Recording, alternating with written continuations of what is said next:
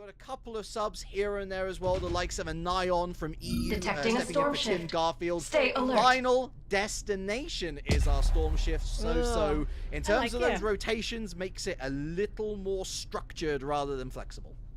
Well, and considering we had that storm shift completely all over the place for EU earlier today, this is kind of the complete opposite, where you know the final destination where the ring is going to be collapsing further and further into the map.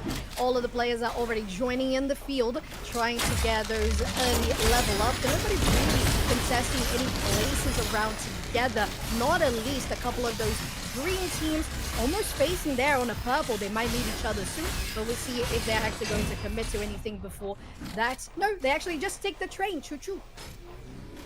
Don't worry, folks. Don't worry, folks. I'm working with the audio. Hopefully that is a lot better. We start then with BAP. I think you're right. I think that we saw Tigip and Pumpers pretty close together, actually, and so look, we've seen some early eliminations in our time. Kubitos in the EU show match, unfortunately dropping 4 minutes into the game. And so really, if there's anything to say about the North American meta up until this point, so it's farm, farm, farm, sow the seeds, and then farm again. It's all about that end game.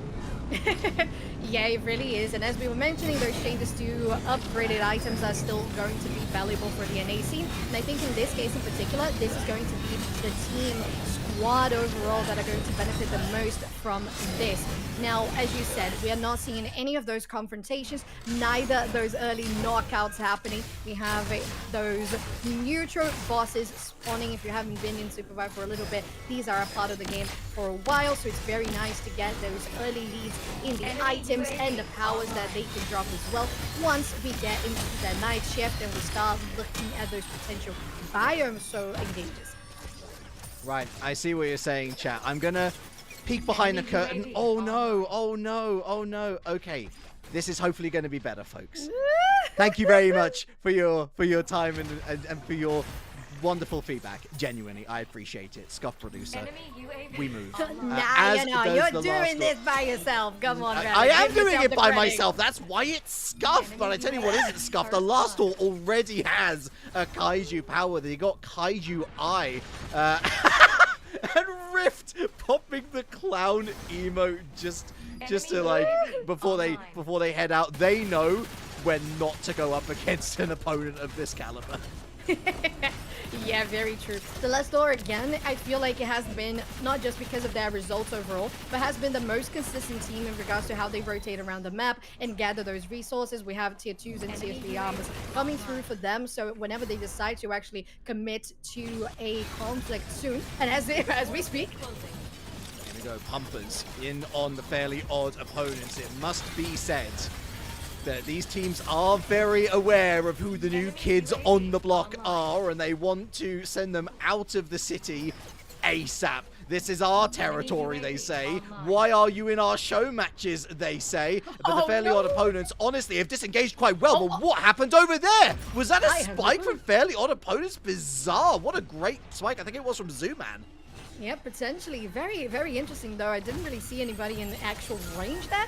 But as you said, Pumpers just saying this is our zone. You're not going to get any close to it. Just pushing back fairly odd opponents. They can get this vault here. Not exactly like the most valuable at this point, I wouldn't say, for the powers that they contain. But still, because Pumpers already had a tier 3 armors all across the board, this feels really good for them. Fairly odd opponents kind of having to, you know, escape, hide a little bit, because you don't want that early confrontation when you don't have the items or the armor to back it up. And speaking of, we have Tim Garfield as well, still on those tier 1 armor, very vulnerable for the moment. No teams eliminated in the first 4 minutes. Oh, I yawn. North America, come on. We want to see a little bit more, you know, razzle-dazzle here. To be fair, Digip haven't exactly had a great early phase. Only one blue item, albeit Giant Chipperel also has tactical nuke. If I was to give it to anyone on that squad, I would give it to them. But you can definitely tell that there is a hesitancy. And we saw that as well, didn't we, from Riftwalkers. They had an opportunity to engage and try and bait out the last door, but the last door are too experienced to fall for that. And Riftwalkers know full well that if they were to go for the full send, it wouldn't end well. Fable getting a rotation here, going to meet Pumpers, Reliq, so this could be dangerous. They're very much aware of the presence of the purple team. Decide to go for a clear here, potentially get more items for the tier 3 spikes, and decide on what build they're going to go for on those upgraded equipment. Pumpers still not really interested, and as it turns out tonight they're actually going to reset to their base camp, which is an interesting play them by them on this one, as they're looking to go for a soul pretty soon, just right there. Well, when in Rome, you do as the Romans do. Retreat. No, I'm throwing so much shade on North America. I'm throwing so much shade on North America. Y'all have your meta. I appreciate it. What I appreciate, though, is this. Our two new teams going at it hammer and tong. This is what we love to see, and the fairly odd opponents have already caught out Argus. It's Felix on Felix violence. One down. If this was the prologue, hey, they'd have a kill point. As it stands, Rift have been able to get away with it, but how far can they run, actually, because Fable's in local territory as well. Yeah, they are. They have been spotted by their base camp, but they are getting there for themselves as well on the side of Fable. They're going to have much more control over the area as they're getting closer here to, or coming in. Wait, what did the Earth Chatter get stuck on? Was there a tree placed down? That is truly extraordinary in any case. Fable, they are the slayer of the new kids. They took down Kubitos in EU. They take down Zooman, who is reduced to a wisp, and they are going to stay a wisp. In fact, I imagine they're going to turn into a death box pretty quickly indeed. Fairly odd opponents yet again find the retreat button. They press it with venom. And meanwhile, going after the Kaiju boss, Fable go from strength to strength. Yeah, they really are, and I actually think it was a great rotation here by Fable Reliq, because they recognized that the boss was already being started. Speaking of, there was that Bion boss on the south side of the map that was taken as well. You have that collapse coming through, that it might be actually pushing them out. Not enough of that taking damage still to really take the deny on that objective, but Fable confirms it, knows very well what they need to be focusing on, and they're going to be finding fairly odd opponents once again. They are hiding in the bushes in a very, very good position. Ooh, and they now have given away their position. Gold shields, but slightly shattered. The colors do indicate exactly who the souls have gone to, so Degip pick up XP soul. And the last door, as if they didn't need any more help, they've got damage soul, two of the most influential souls in this game at this current point in time. Yikes. And speaking of power spikes, we have Fable on your screen as we were looking at them as well. Their items, already a couple of them upgraded to the level 3 tier. And because, of course, they got a couple of kills very nicely done there on the fairly odd opponents, I believe it was 2 of them, when you get that power shard, instead of having to really loot the box to get one of the items that suits your upgrade, you can just go straight for that power shard and decide what is your priority. Moving in on Degip. They really struggled for KP, just for kills in general in the EU show match. On home soil, what can they do from here? Dylan and Chip will go separate ways. The rest of the squad is over on the other side of the canyon. Kill for more onto Dylan. Chip will put in that jump pad down and uses it to get away to good effect. You've got a sand wall down there. Mob boss potentially to take down the last all. Quite happy with their work done. They're going to just farm that box and leave Degip to their own devices for the moment. It was very, very close, actually. I thought it was going to be a spike there in Chippewa, but they navigated the glide back into just flying really, really well. And now going to this top side of the map, very close, actually, to that ring that should be closing in soon in 30 seconds. We might see teams meeting each other. It's the Rifters and Yora. Rift walkers strolling through the desert. They don't seem too plussed by Yora, and why not anti-heal onto this Celeste? Levo presses the F button. Yeah, because press F to pay respect. You've been sent right down into the wisp, into a death box as well, but yet again, so it's another engage where one stays behind, performs the sacrifice, and the rest of the team get away scot-free. Yeah, they do. Well, I think they might have just been, okay, you stay, you take the L, and we're just going to escape, try to find a better place for ourselves to revive you. Speaking of, going to, the last door, meeting here on Degip, tactical Luke. More goes in, trying to get that damage. That Rift is going to be making so much damage, and Reliq, they take 2, might be taking 3 next. Invulnerable with that jewel on those upgrades, but not enough not to get spiked in the last door. Just leave Degip just to that demise. There's only one person standing. Ooh, it's Dylan. Oh dear, we might see our first elimination. XP Soul as well. Imagine the scenes if the last door have been able to pick out the one team with the only other soul on the map. Dylan desperate to get away. There's Lima on that. Zeph misses out. Dylan uses that jump pretty nicely. Zeph's still going for the chase, going for the ultimate. Oh, they do poke them. It's a knock off the jellyfish. They go onto the revive, forcing out the Celeste. Oh, 1v1, but they're already on the platform, mate. Dylan with the ice wall. Oh, and from behind! It's destructive. Way. It's maniacal. It's double soul power for the last door.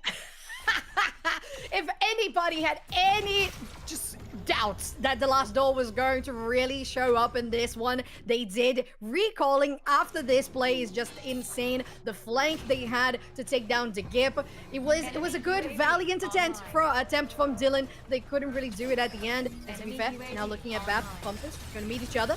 Could be a very difficult position here as they are trying to get out of it from those strike snipes, just dealing so much damage on the side of our Biscuit. But Reliq, the way that the last door just decided that they needed to go on to get both souls was huge. It's a huge earth shatter. And now they go in on this void. It's Chipso who's going to get... No, they're not going to get caught by the Kenneth ultimate on that Zeph. In goes Height yet again, and Pumpers retreat right back over that chasm. They're not in too much trouble at the moment. The ring does benefit them, and of course they've got that camp as a home base. BAP decide to disengage, but I mean, eventually others are going to come across the last door, and they're going to find out just how much of a mountain they're going to have to climb. The gold sheets won't mean, or the gold shields rather, won't mean nothing in the face of damage soul and level 10s. Yeah, and the last door is looking to make that valiant defense here on this side of the map. You're not getting through. This is not going to be the path that you can follow. Now, I actually think that BAP is in a great position, as you said. Let's just wait for that. Maybe Kulos soon. Boomers for men trying to defend this one here. And they actually are on top of this revival, though they don't really need to revive anybody. Everybody's there, 4v4. They're going on pushing for it. More taking the front line, and Reliq, this is going to be a bloodbath. It really is. Pensato, he's usually seen fighting for Vivat Venazio, subbing in for this King Nidhogg team. A Nidhogg team that is down to just the Pensato. Once again, it's the Celeste dancing their way through the air, desperate to avoid the last door, but it always closes when you don't want it to. Somehow, there is an escape E from that Boomers to Men squad, but it is yet more EXP into the hands of the #1 squad in the world. Very much unbelievable. They did it. Look at Nidhogg. They're going to be on the unhealable storm, but it's still going to be enough time to get that revive. The 4 men are back, and there's still just one of the squads that have been taken out so far. The last door looking at the offense. Zero hesitation.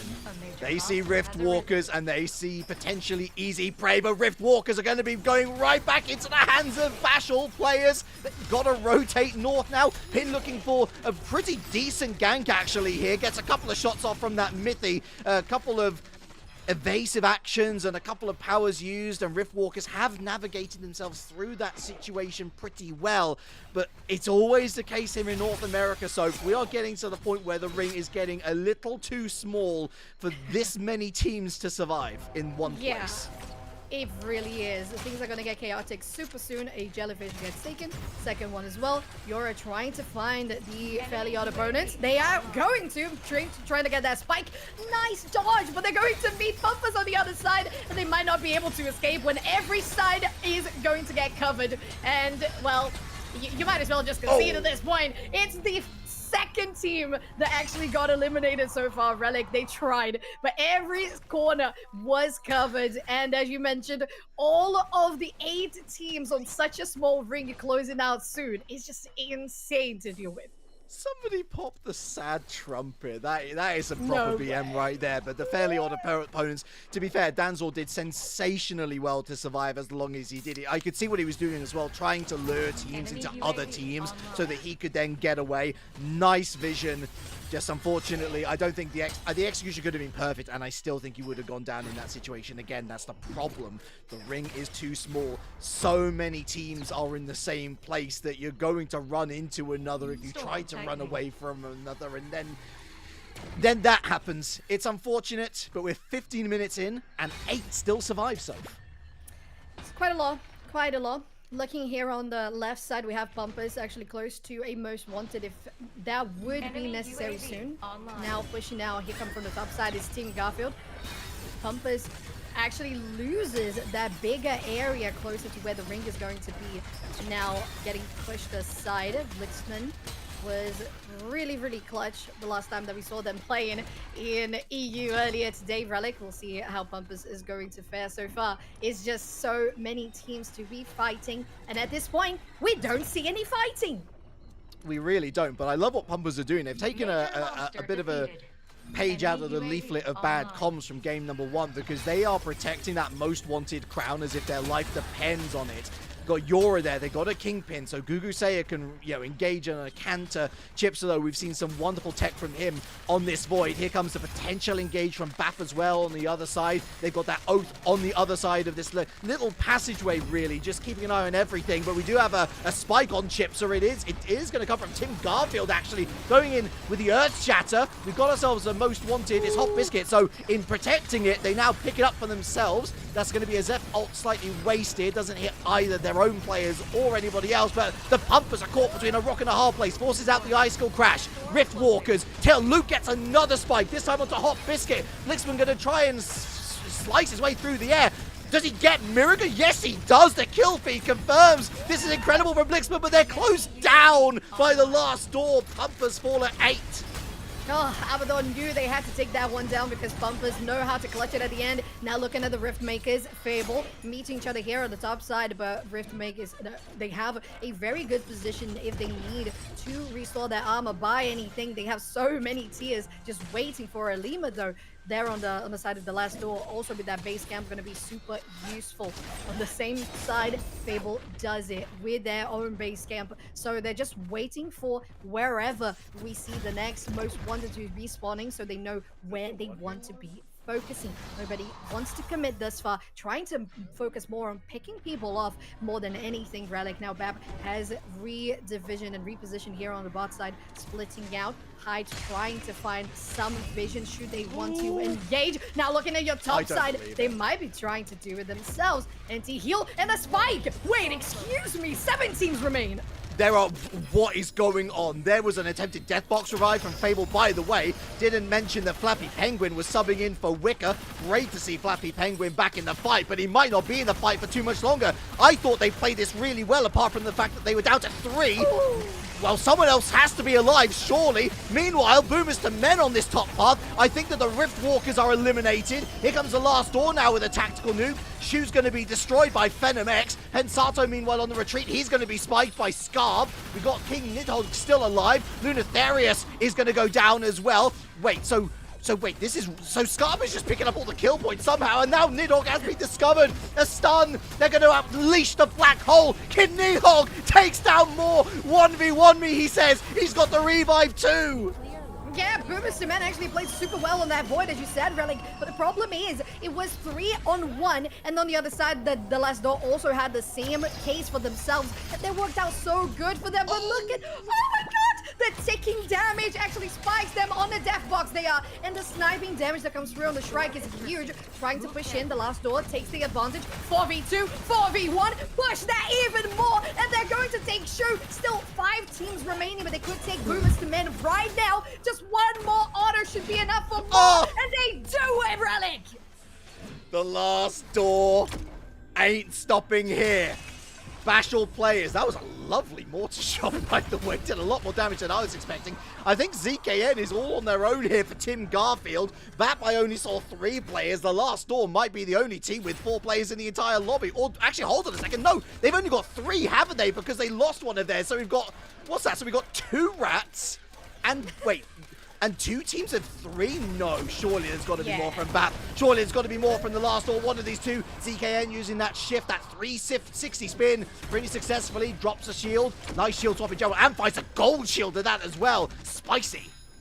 Yeah, really, indeed. And the positioning there on ZZK actually feeling good because of the ring, but might have given away their own position. Now, Pare, might get spiked in this one. It's just the last attempt, but you are going to get barraged from every step of the way. The last door, again, taking the best positioning ever as ZZK trying to go back in, but they're not going to do much more. The zone is closing in. The storm will be ticking too much. Could they get a spike? No. More, no, stay better. I really appreciate this play from ZKN though. Admittedly, the last door have had time to get that revive off, so it's 4v4 in terms of Bat versus the last door. ZKN, it's like a repeat of EU. There's that lone rat who could change everything. Great storm bomb. This is going to force the last door onto ZKN though. Giga Brain play from the Bash All Players squad, but that's a lovely relocate from the Oath, who's of course got that healing, and so for the moment they can survive. This is some unreal survivor play, but Phantom X! What? What happened there? I just really, I don't know. It wasn't taking damage, or do we have a void somewhere? How did they have enough damage or just range to get that one? And ZKN with the most wanted now, facing 4 members of the last door. That's not going to go unpunished. They're still trying to heal up. They're in Oath. Quite a lot of HP, quite a lot of healing, but it's still 1 minute and 45 to actually get the team back. Or the team back. I mean, this would oh yeah, that's an amazing pump, by the way. This would be the greatest solo play in the existence of SUPERVIVE. The ring is literally, it's just that one bit of space. It's a bold effort. It's a brave effort, but it's an effort that won't see reward. The last door keep on that streak.